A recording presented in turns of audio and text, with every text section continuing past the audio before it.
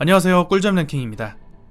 현존하는 무기 중 가장 오랜 역사를 자랑하며 돌칼의 형태로 만들어지기 시작해 단순하지만 화려한 기술로 상대를 제압하는 무기인 검. 그 검을 잘 다루기란 쉽지 않았는데요. 현재에는 다양한 무기의 발달로 뛰어난 검술이 적에게 그리 위협적이지 않을 수 있지만 역사 속에는 검술 하나만으로 천하를 제패한 검객들이 있었다고 합니다. 오늘은 검신이라 불리던 한국의 대표 검객 탑3에 대해 알아보도록 하겠습니다. 3위, 정조 때의 최고무사 백동수. 2011년 드라마로 제작되어 대중들에게 이름을 알린 백동수는 대대로 장수로 지낸 집안에서 태어난 서울 출신의 무인으로 그는 정조가 아끼고 박지원, 이덕모가 사랑한 선비였습니다. 청년 시절 학문을 멀리하고 무협의 세계에 깊이 빠져들어 주위의 우려를 사기도 했지만 1771년 식년무가에 당당히 합격하게 됩니다. 자리가 부족해 오랜 시간 벼슬을 얻지 못한 백동수는 정조가 즉위하고 친위군영인 장효영을 조직하면서 서울무사를 등용할 때인 1788년 45세의 늦은 나이에 창검의 1인자로 추천받아 초관에 임명받게 됩니다. 또한 팔도군영에 보급되는 군사훈련의 교범인 무예 도보 통지를 편찬해 무인으로서의 명성을 떨쳤습니다. 이렇게 정조의 아래에서 승승장구하던 백동수는 정조가 세상을 떠난 후 2년 뒤인 1802년 벼슬자리에서 쫓겨나 유배를 선고받게 되는데 이유는 서울 등을 등용하며 개혁의 상징이었던 정조의 장윤영이 개혁을 반대했던 세력에 의해 해체되고 무장들은 축출되었기 때문입니다. 화려한 검술과 뛰어난 지략을 갖고 있지만 반대 세력에 의해 기록조차 많이 남지 않은 조선의 검신 백동수가 3위를 기록했습니다. 2위, 조선의 스킬 스틸러 김채건.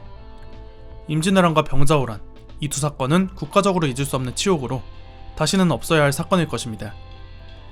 두 차례에 걸친 전쟁으로 김채건은 일본 검술이 실전에서 조선의 검술보다 강하다는 것을 깨닫게 되어 외검 도입의 필요성을 절실히 느끼게 됩니다.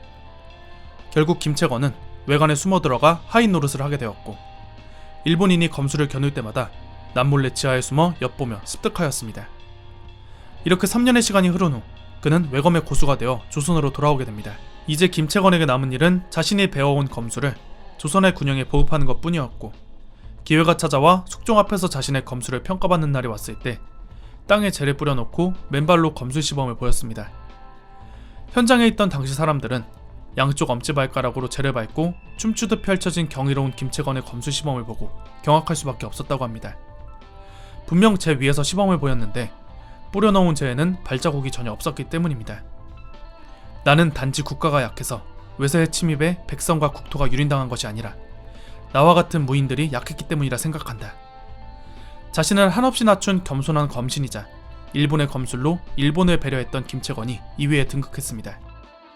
대망의 1위, 고려의 도깨비 척준경. 드라마 도깨비의 공유의 과거로 등장하는 고려무장 김신은 실존 인물이 아닙니다. 그러나 김신의 모델일 것이라고 추정되는 고려의 검신이 있습니다. 그는 바로 야사가 아닌 실록에서 혼자 수많은 적군을 물리치며 전공을 세운 고려의 척준경입니다. 가난한 향리의 아들로 태어나 잡미를 하며 살아가던 척준경의 인생은 고려의 여진정벌이 시작되며 180도 바뀌게 됩니다. 여진족이 정주성을 침공하며 수많은 병력을 잃은 1104년 품겨도 없는 하급 관리인 척준경이 말 한 필과 무기를 가지고 홀로 적장 2명을 죽여 여진족 군대를 박살냈기 때문이었습니다.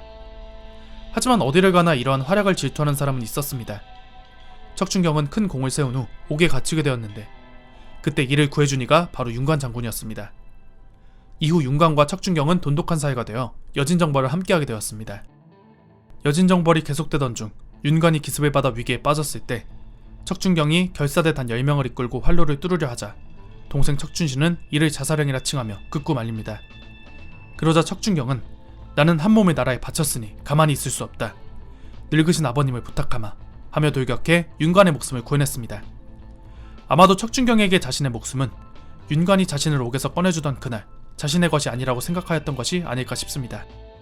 이 밖에도 척준경은 갑옷과 방패만을 가지고 성벽으로 올라가 장군들을 모조리 참살하고 성문을 열어내는 등 수많은 업적을 이뤄냈지만 더욱 놀라운 사실은 이자겸의 난 당시 궁궐을 범해 역적 열전에 기록된 척준경의 상황을 고려해 축소되어 쓰여진 공로를 생각한다면 척준경의 실제 전공과 활약이 어떨지는 상상하기 어려울 것입니다.